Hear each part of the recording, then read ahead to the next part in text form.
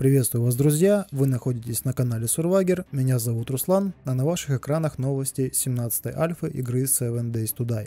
В этом выпуске вы узнаете, когда будет оптимизация, почему уберут одиночную игру и что это вообще значит, про редактор мира, будет ли русификатор в игре, когда выйдет 17-я альфа, когда будет обновление на консолях. И в конце посмотрим на последнее видео Джоэла. Видео выходят нерегулярно, а потому рекомендую подписаться и активировать колокольчик, пригодится. Но мы приступаем к обзору последних новостей с форума и ответам на ваши вопросы. Оптимизация. Итак, первый вопрос, который вы постоянно задаете в комментариях под видео, а многие не просто задают этот вопрос, а даже настоятельно рекомендуют разработчикам заняться именно этим вместо всего остального. И это, чтобы вы думали, правильно, это оптимизация. Почему до сих пор нет оптимизации? Когда будет оптимизация? Пусть разработчики сделают оптимизацию. Разработчики занимаются чем угодно, только не оптимизацией. Если разработчики срочно не сделают оптимизацию, они потеряют фанатов и так далее и тому подобное. У меня к вам встречный вопрос, друзья. С чего вы взяли, что оптимизация должна уже быть в игре? Мы все прекрасно знаем, что игра находится в данный момент в альфе, а это именно та стадия, когда происходит разработка, тестирование и внедрение новых механик, введение в игру основных видов контента, разработка прочих вещей. И оптимизация на этом этапе аж никак не является приоритетной задачей. Пока игра находится в альфе, в плане оптимизации разработчики делают ровно столько, чтобы новый контент и все новые добавляемые функции работали без критических ошибок и вылетов, но не более того. На этом этапе допускаются просадки FPS и мелкие баги даже на мощных ПК. Я уже не говорю про их слабые и средние версии.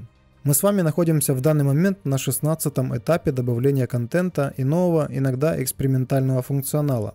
За все эти 16 альф была добавлена уйма контента и новых функций. Но если бы разработчики занимались оптимизацией каждый раз, когда был добавлен новый контент или новая функция, то на данный момент мы бы даже и близко не подошли бы к тому, что сейчас имеем в 16-й альфе. Была бы у нас сейчас игра на стадии 10-й альфы, все летало бы и не глючило. Но у нас не было бы электричества, нового оружия, новых видов зомби с их анимацией и прочих плюшек. Да у нас даже мини-байка не было бы. Вы этого хотите? Я лично нет.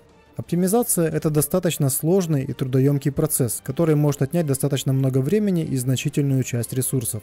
Именно поэтому его всегда производят на завершающих стадиях, неважно, игра это разрабатывается, сайт или мобильное приложение. Ну так когда же будет эта чертова оптимизация, спросите вы? И вот что я вам на это скажу. 17-я альфа – это та версия игры, которая, со слов разработчиков, уже будет выглядеть именно так, как должна выглядеть бета. Со слов Роланда, именно после выхода 17-й альфы разработчики планируют вплотную заняться исправлением ошибок и оптимизацией игры. А потому совершенно не важно, как будет называться версия игры, которая выйдет после 17-й альфы. По сути, это уже будет самая настоящая бета. Весь контент, который будет добавляться в этот период, будет призван разнообразить список того, что уже есть в игре. То есть, к примеру, если на момент выхода 17-й альфы у нас будет 5 модификаций для пистолета и, допустим, 3 типа патронов для автомата, то в период оптимизации могут быть добавлены дополнительные модификации для пистолета и дополнительные типы патронов для автомата и прочее. К сожалению, в 17-ю альфу не попадут некоторые значительные функции, которые были обещаны разработчиками. К ним относятся вода, воздушный транспорт, водный транспорт и может быть что-то еще. Ходят слухи, что появление в 17-й альфе бандитов и других NPC также под вопросом. С одной стороны, это очень плохо, и меня такая перспектива сильно расстраивает. С другой стороны, это значит, что новую альфу можно ждать раньше, чем было анонсировано разработчиками. Про предполагаемую дату релиза 17-й альфы вы узнаете чуть позже в этом видео. Все, что не попадет в 17-ю альфу, будет постепенно добавлено до выхода игры в релиз, который намечен на 2018 год. Многие функции и контент будут добавлены на стадии бета, и в этот список могут попасть и бандиты, если, конечно, они не появятся в 17-й альфе. После выхода игры в релиз разработчики планируют дополнять игру контентом и другими улучшениями еще минимум до 2020 года. Об этом я уже говорил в одном из прошлых видео. Почему уберут одиночную игру?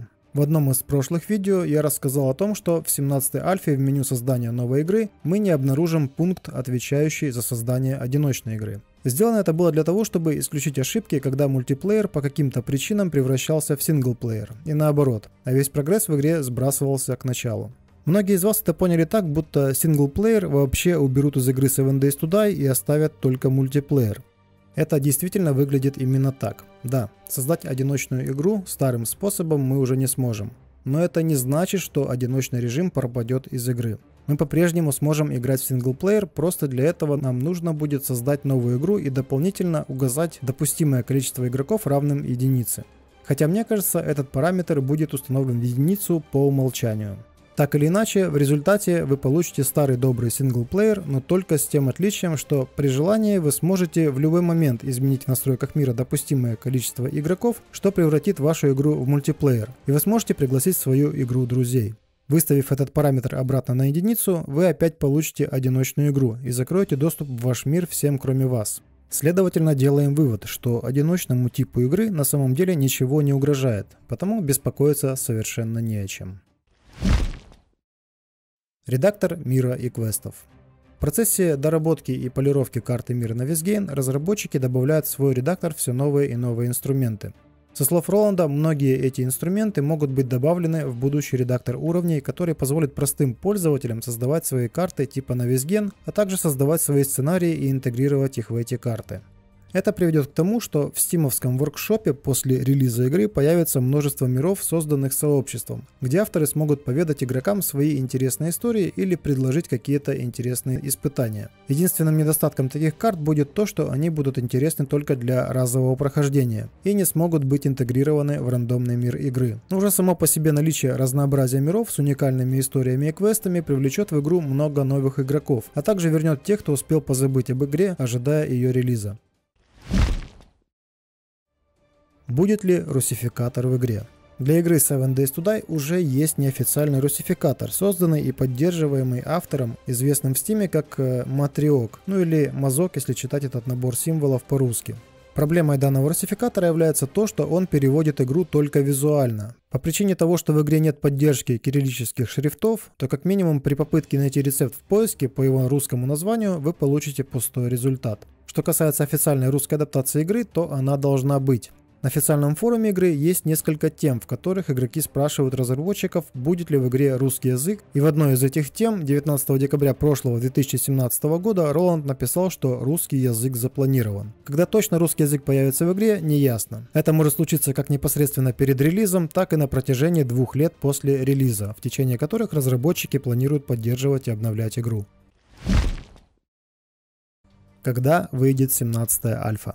Наверное, самый популярный вопрос, который вы задаете в комментариях под видео, это когда все-таки выйдет 17-я альфа. Как вы знаете, разработчики Seven Days to Die никогда не сообщают нам точных сроков выхода очередной альфа-версии игры, и 17-я альфа в этом плане не стала исключением. Сразу после выхода 16-й альфы и появления информации о начале работы над следующей 17-й версией, самые оптимистически настроенные игроки, в том числе и я, надеялись увидеть это обновление или до Нового года, или в течение месяца после него. Но ожидания не оправдались. Дело в том, что на момент выхода 16-й альфы разработчики планировали выпустить еще как минимум 2 альфы, 17-ю и 18-ю, и только после этого переводить игру в статус бета и начинать заниматься ее оптимизацией. Но, видимо, планы разработчиков изменились, и ими было принято решение объединить эти 2 альфы в одну, соответственно, сроки были смещены.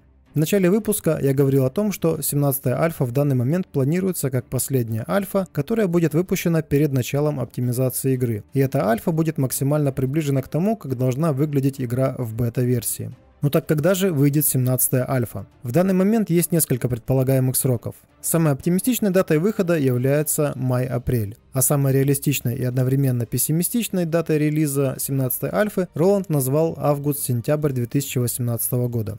Вот такие вот дела. Я надеюсь, вы получили ответ на свой вопрос. Когда будет обновление на консолях? Ну и наконец немного информации о том, когда же будет обновление на многострадальных консолях. Сразу прошу прощения за то, что не уследил за новостями про консоли, но они выходят так редко, что получается, ты просматриваешь ленту в начале каждый день, потом раз в неделю, и когда новости просто не появляются в течение пары месяцев, просто забываешь их проверять. Больше месяца назад, а именно 2 февраля этого года, Claire разместил на форуме прогноз касательно выхода очередного обновления на консоли. Насколько я знаю, консольная версия сейчас соответствует 15-й альфе игры для ПК. Как я и предполагал, разработчики не планировали обновлять консольную версию игры до промежуточного аналога 16-й альфы, а сразу провести обновление до 17-й альфы, чтобы не делать лишнюю работу. Масштабное обновление для консолей, которое скорее всего будет включать все новинки 16 и 17 альфы, запланировано на конец этого года. Больше подробностей касательно выхода консольной версии, к сожалению, нет. Специальное видео от Джоэла в честь 50 тысяч подписчиков. И в конце выпуска небольшое видео от Джоэла, которое он посвятил тому, что его канал набрал 50 тысяч подписчиков. В честь этого Джоэл спрятал в своем видео 4 ключа для активации лицензионной копии игры. Но, к сожалению, на момент выхода этого видео ключи скорее всего будут уже активированы, потому фрагменты видео с ключами я скорее всего вырежу. Если же вы все-таки хотите получить свой бесплатный ключик, то вам нужно будет следить за выходом следующих 2 или 4 новых видео Джоэла, в которых он также планирует опубликовать еще несколько ключей. Ссылку на канал Джоэла оставлю в описании к этому видео, и желаю удачи. Теперь, что касается самого видео и что в нем было показано. Глядя на джип в начале видео, мне пришла в голову мысль о том, что у джипа не работают фары. Ну, может быть, они и работают, но мы этого еще ни разу не видели. И потому возникает несколько вопросов. Будут ли работать передние фары и прожекторы? Будут ли работать стопы и фары заднего хода? И выхлопные газы из этих гигантских выхлопных труб за кабиной тоже были бы кстати. Далее мы с Джоэлом останавливаемся возле отеля Фейтс и направляемся в сторону серого трехэтажного особняка, но это если учитывать чердак. Несмотря на то, что в описании к видео Джоэл написал, что это первый взгляд на отель Фейтс, осматривал в этом видео Джоэл именно этот серый особняк. А сам отель — это одноэтажное грязно-желтое здание справа, возле которого мы и остановились, о чем и гласит надпись на вывеске рядом с ним. В самом особняке Джоэл обращает наше внимание на разного рода новые источники света, которые по задумке дизайнеров должны будут нам помогать найти путь, по которому стоит идти, чтобы правильно и полностью пройти испытания, интегрированное в это здание. Тут можно видеть новые люстры, лампы, настольные светильники и прочее.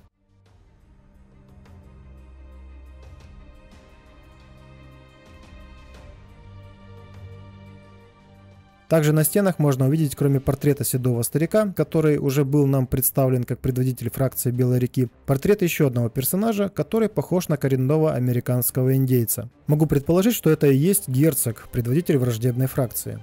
Многие текстуры в этом здании уже переделаны в HD. Правда, со слов Джоэла, они еще толком не поддерживаются. И то, что мы сейчас видим, это всего лишь 50% доступного качества. Особенно заметно качество новых текстур на стенах и полу. Мне даже показалось, что текстуры стали объемными. Вот тут на рельефе стены это отчетливо видно.